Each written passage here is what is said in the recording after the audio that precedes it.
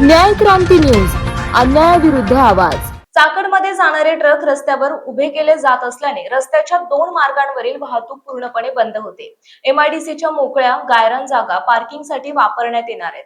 शुक्रवारपासून दुचाकीपासून कोणतेही वाहन रस्त्यावर उभे केल्यास जप्त केले जाणार आहे।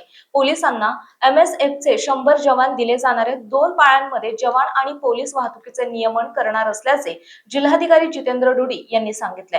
चाकण एमआयडीसी परिसरातील वाढती वाहतूक कोंडी, रस्त्यांवरील अनधिकृत पार्किंग आणि अपघातांचा धोका यावर प्रशासनाने कठोर भूमिका घेतली। रस्त्यांच्या कडेला अनधिकृतपणे उभ्या राहणाऱ्या ट्रक आणि इतर वाहनांवर कारवाई करण्याचे निर्देश देण्यात आलेत। पुणे जिल्हाधिकारी जितेंद्र डुडी यांनी चाकण परिसरातील रस्ते वाहतूक व्यवस्थापन आणि अपघात प्रवण ठिकाणांचा आढावा घेत संबंधित विभागांना ठोस उपाययोजना करण्याचे निर्देश दिले। चाकण परिसरातील रस्त्यांवरील बेकायदा पार्किंग हटवून वाहतूक सुरळीत करण्यावर विशेष भर देण्यात आली आहे।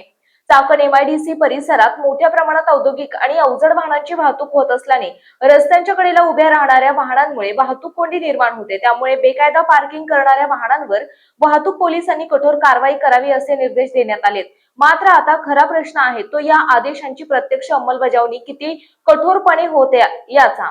आदेश निघतात, बैठका होतात, कारवाईचे निर्देश दिले जातात, परंतु काही दिवसांनी परिस्थिती पुन्हा जैसे थे झाली तर नागरिकांच्या समस्या कायम राहणार आहेत।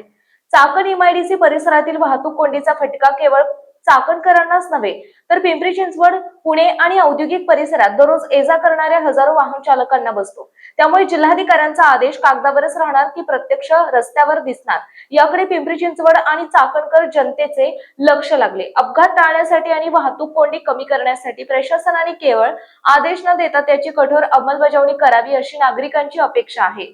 आपल्या परिसरातील बातम्या पाहण्यासाठी चॅनलला सबस्क्राईब करा, व्हिडिओला लाईक करा आणि बेल आयकॉन दाबायला विसरू नका।